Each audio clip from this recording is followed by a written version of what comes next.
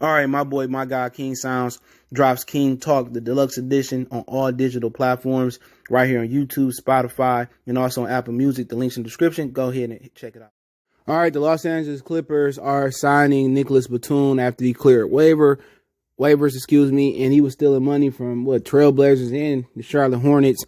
He was getting drastically overpaid, like $20 million a year. Let's talk about it. Hit that subscribe button, bell icon button, share the video. They can get Nicolas Batum. They can go get Army Batum or whatever the hell they want to get. This don't help them one bit, all right? You look at the way this team is constructed. You got JaMychal Green, you got Kawhi, you got Paul George, got Lewis Williams. You got all these dudes that can play the wing, that can play some stretch 4, some 3, some 2, some 1. All right, you still ain't addressed the elephant in the room. You need a center. You traded all them picks for Paul George, and you thought it was going to fix something. It didn't. You lost Montrezl Harrell for nothing. All right, so you got another problem there. JaMychal Green is not good enough to do what Montrezl did at the 4 or the 5. Zubac, he just the glue guy.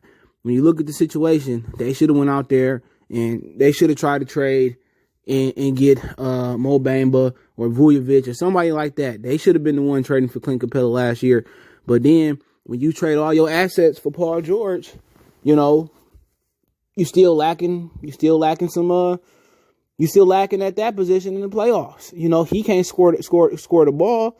They talking about trading Lewis Williams. I mean, they just ain't got good enough at the positions they need to get good enough at. You still got Anthony Davis coming in. You got Marc Gasol. They swapped him out for JaVale McGee, which I think gonna end up hurting them in the long run. Marc Gasol was walking like Roy Jones was walking to the ring last night versus Mike Tyson, like he had no knee cartilage left. So I'm trying to see what they got under their sleeve. Because what I would have done, I would have traded Paul George to the Knicks, brought back Mitchell Robinson, Dennis Smith Jr., Kevin Knox, or even Alfred Payton, and I would have put a complete team. I would have put a complete team around Kawhi Leonard. You don't have to have a super team to be a championship team. Golden State Warriors was the one with a super team that was powering through and not having no issues. Even the Celtics had their issues, and Kobe and Shaq had a little issues. That was a different league in a different time, because Bobby Jackson, Mike Bibby, and that Sacramento team, and the Portland Trailblazer team that lost to the Lakers with Steve Smith, shout out to him, Persian Doughboy. They lost to Scottie Pippen and Bonzi. Well, that team was deep. Ruben Patterson, Young Jermaine O'Neal, Rasheed Wallace. Them two teams, Sacramento and the Portland team, they wouldn't win a championship right now in this league. Durant and Steph, they were just too powerful. That was a powerful. I see why people wanted them to break up. But they can put a team around Kawhi Leonard, bust down Paul George like he a brick. You chop it down to O's, whatever you want to do. Quarter pound, whatever you want to do. And just fill a team out around Kawhi Leonard. And if they lose Kawhi Leonard and Paul George after this coming season, because they got a 1-1, they can opt out. They're going to be looking stupid with no draft picks and no superstars, with a new arena with nobody on the court that people want to see. Because they tearing down their own form. And Steve Ballmer is building a new one. And another Detroit guy, Steve Ballmer. But like I said, man, they got to trade Paul George and bring something back that can help them, where they weak at is that center. Like I said, that's easy. I mean, you could trade him to the Knicks and have a whole team around Kawhi. You might not have a superstar, but you still got Lewis Williams, but then again, they know what they're doing. I just don't see them winning it. And I'm saying the Lakers, they probably can win it again, but then again, they got a lot of guys that played had out of body experiences playing above their level. So if you put them in a situation where there's crowds and their fans in the stands and this animosity, man, a lot of them dudes gonna crumble.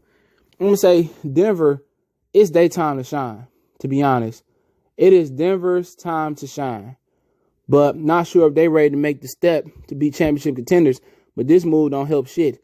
It's like having Joakim Noah at the end of the bench. They just veterans there to give advice and give nutrients to the younger guys on the team. All right, but they still ain't did what they need to do. And it's open. Anything can happen. Anthony Davis can get injured. LeBron getting old. Jokic can go down. Murray can go down. But I think I'm going to say this.